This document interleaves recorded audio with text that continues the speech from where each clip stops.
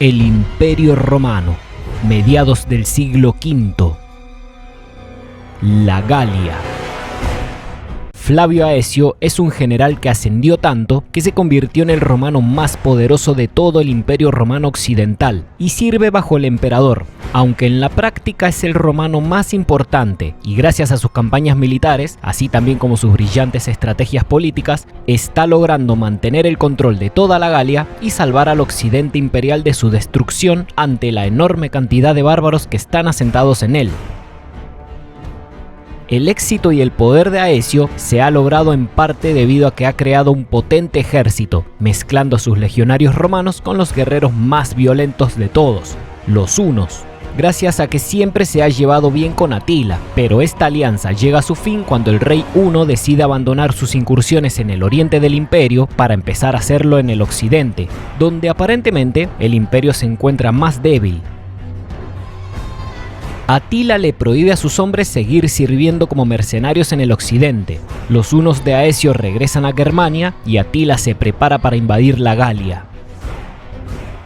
Nadie sabe exactamente por qué el rey huno abandonó su alianza con Aecio. Hay quienes aseguran que tras la muerte de Clodión, el rey de los francos salios que están en el noreste de la Galia, se desató una guerra de sucesión en la que unos buscan una alianza matrimonial con la familia de Aecio y otros una alianza con la familia de Atila, aunque para muchos esta razón no parece ser suficiente como para invadir la Galia romana.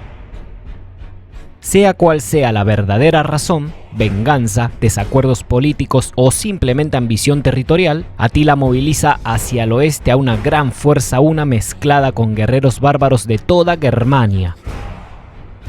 Insiste en que no viene a invadir ni a conquistar territorios, solo reclama su derecho como cuñado del emperador para poder entrar en la familia más prestigiosa del mundo, la imperial romana, para lo cual tendría que casarse con Honoria, la hermana del emperador Valentiniano III. Atila pretende entrar en la familia imperial y mezclar su sangre con la de los romanos, mediante más matrimonios y más alianzas políticas. Además está apoyado por uno de los aristócratas romanos más importantes, alguien que es miembro de su propia corte huna, Flavio Orestes. Es probable que Atila también esté intentando volver a unificar el viejo territorio que los romanos tuvieron unificado en el occidente de Europa y que se está perdiendo lentamente. Todo el mundo conoce las magníficas historias de la grandeza que tuvo alguna vez el Imperio Romano, sus conquistas, la gloria, las interminables riquezas y su civilización sin igual. Por lo tanto, es posible que Atila quiera intentar restaurar aquella vieja gloria romana.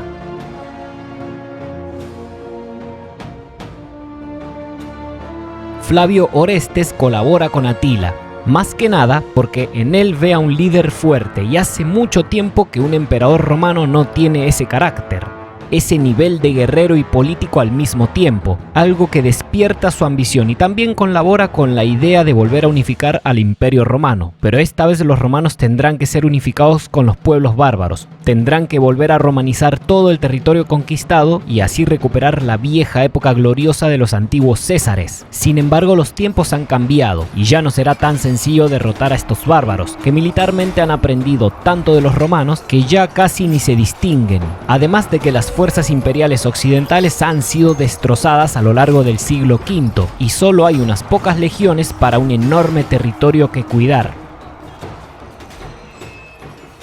La invasión de Atila al occidente del imperio va a provocar lo que él menos esperaría, una alianza entre todas las facciones que intentan controlar los territorios romanos y que son enemigos declarados entre ellos, pero el rey huno, liderando un ejército bárbaro gigantesco, supone una amenaza tan grande que no queda más opción que unir fuerzas o morir a manos de los hunos. Al enterarse de la invasión huna de la Galia, el general Flavio Aecio responde reclutando sus tropas y haciendo un llamado a los bárbaros que son federados del imperio, incluso la tribu más grande que se ha asentado en el occidente, los visigodos, a cuyo rey Teodorico, Aecio le ofrece una tentadora oferta que no podrá rechazar para que se ayuden mutuamente en esta invasión, luchar como ejércitos aliados y no bajo el mando de Roma. El ejército de Atila es vasto. Para Aecio no alcanza solo con que los visigodos se le unan. Además, Atila se trajo a ejércitos de guerreros de todos aquellos bárbaros a quienes los hunos han derrotado y han subyugado. los ostrogodos, érulos, gépidos, turingios, lombardos, amelungos, rugios, ésciros, vándalos, escitas y ávaros. Por lo tanto, los romanos y los visigodos tienen que buscar más apoyos, y bajo la idea de que todos podrían ser aplastados por los hunos, no es difícil conseguirlos. Grandes tribus occidentales bárbaras se le unen: los francos, los alanos, los burgundios, los sajones, los sármatas y los armoricanos. Todo esto solo significa una cosa: Aecio y Atila están dirigiendo a enormes ejércitos que se están encaminando hacia una única dirección, una batalla campal a gran escala. Atila también tiene entre sus tropas a guerreros francos, especialmente aquellos que han quedado en Germania, pero Aecio cuenta con la ayuda de los francos ripuarios y los francos salios, cuyo caudillo es el rey Meroveo, famoso porque de él viene el nombre de la dinastía merovingia, una que gobernará una gran parte de Europa occidental en un futuro. Esta batalla será muy importante, se van a sentar ciertas bases que quedarán fijadas para siempre en el mundo occidental. Algunos pueblos desaparecerán de la historia y dejarán de existir, y otros, como los francos y los visigodos, ascenderán a lo más alto, creando enormes reinos en la Europa occidental.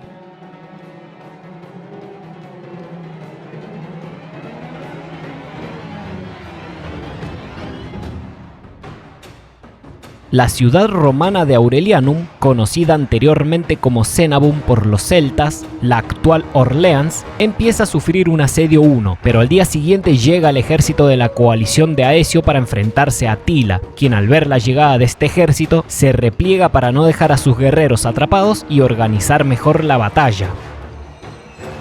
En las llanuras del actual Shalum es donde las dos fuerzas se ven frente a frente. Son ejércitos enormes y hay muchos reyes presentes. El encuentro será conocido a nivel histórico como la Batalla de los Campos Cataláunicos.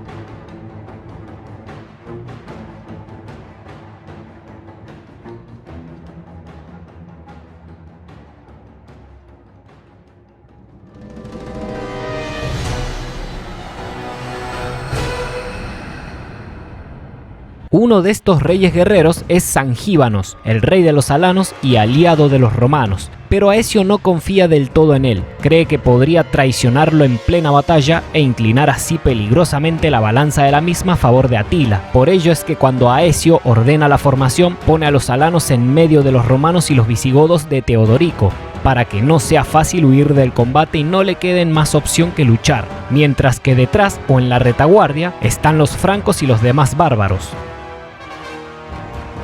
Atila ubica a sus guerreros hunos en el centro, frente a los alanos, y en el flanco izquierdo a los ostrogodos del rey Valimir, frente a sus parientes visigodos, mientras que en el flanco derecho sitúa a los demás bárbaros, que en su mayor parte son érulos y gépidos. El primer movimiento lo realizan los romanos, avanzando al frente porque tienen una pequeña colina, y Aecio la quiere utilizar para tener la ventaja de la altura, mientras que los hunos avanzan velozmente al centro de la coalición, donde están los alanos. Los tres ejércitos de Atila avanzan hacia el enemigo y las legiones romanas de Aecio son los que mejor llevan la batalla. La tienen controlada encima de la colina, rechazando fácilmente a los bárbaros que suben para atacar.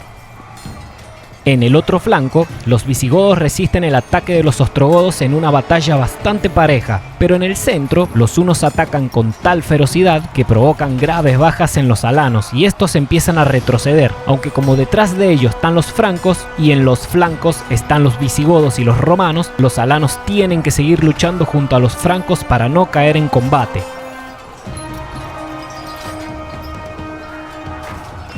La batalla dura algunas horas, es tan violenta como agotadora, pero en algún momento se produce un duro golpe para la coalición romano-bárbara y amenaza con tirar todo abajo.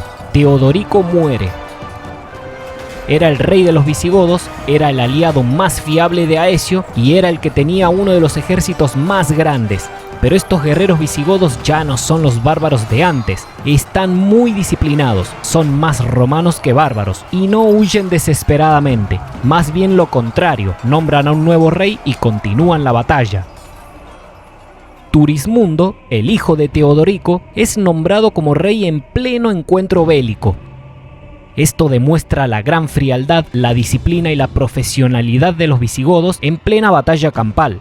No son simples bárbaros mercenarios, son auténticos guerreros romanizados y profesionales. Siguen luchando en apoyo al ejército de Aecio.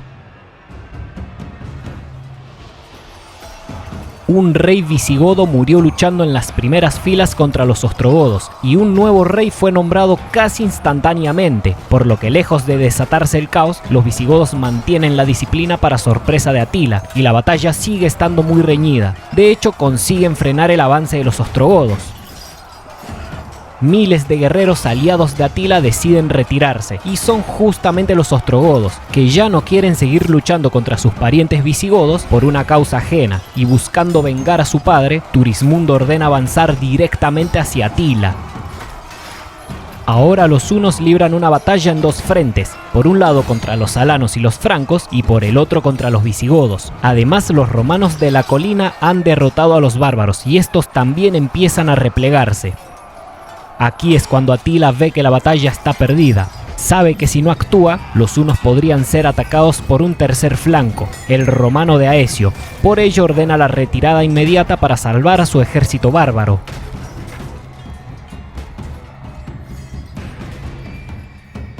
Al caer la noche, los combatientes se repliegan para descansar y recuperar fuerzas, dejando un campo de combate completamente arrasado y repleto de cadáveres. Son decenas de miles, pero Atila fue el que se llevó la peor parte. La mayor cantidad de bajas está conformada por los hunos. Se dice que Aecio pudo ordenar un ataque definitivo contra los hunos, pero no lo hizo por alguna razón. Quizás porque los hunos y los visigodos representan un contrapeso mutuo, lo que significa que si uno llega a ser derrotado, el otro podría sublevarse y ganar una batalla decisiva para quedarse con el imperio. El enemigo de mi enemigo es mi amigo, y el enemigo de ayer puede ser el aliado del mañana. El sueño de Atila de conquistar el Imperio Romano de Occidente muere antes de comenzar. El invencible ejército de otro caudillo invencible se topó con algo mucho más grande, el poder ilimitado de Roma y sus alianzas bárbaras.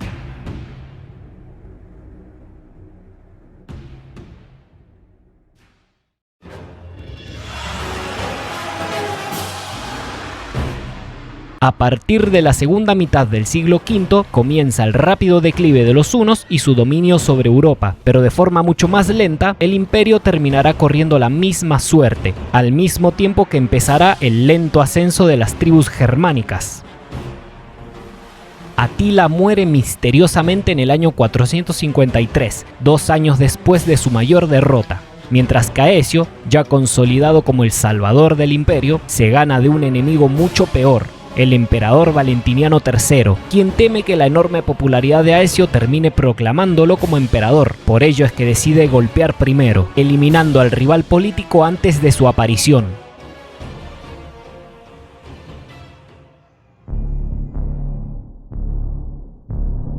El 21 de septiembre del 454, el emperador convoca a su mejor general a una reunión, donde tiene que asistir desarmado y donde discuten fuertemente. Incluso lo acusa de la grave situación del Imperio Romano Occidental, la pérdida continua de territorios occidentales y la pérdida económica que eso conlleva. La discusión llega a un tono tan alto que el emperador desenvaina su espada y asesina al general Flavio Aecio con la complicidad de una serpiente política, un eunuco llamado Heraclio.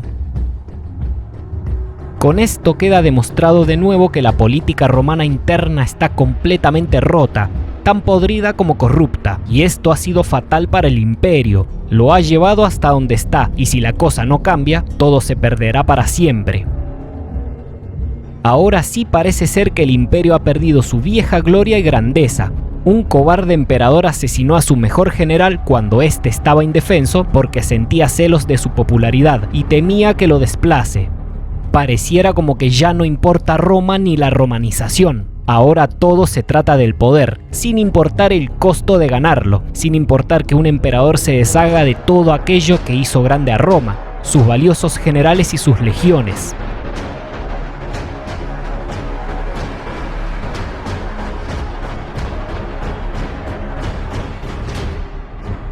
Valentiniano III y Heraclio no van a durar mucho tiempo con vida, porque al año siguiente, en medio de un desfile militar en Roma, ambos son asesinados por dos hermanos de armas del general Flavio Aecio, Optila y Transtila, ambos apoyados por un poderoso senador llamado Petronio Máximo, quien terminará convirtiéndose en emperador, aunque también por muy poco tiempo.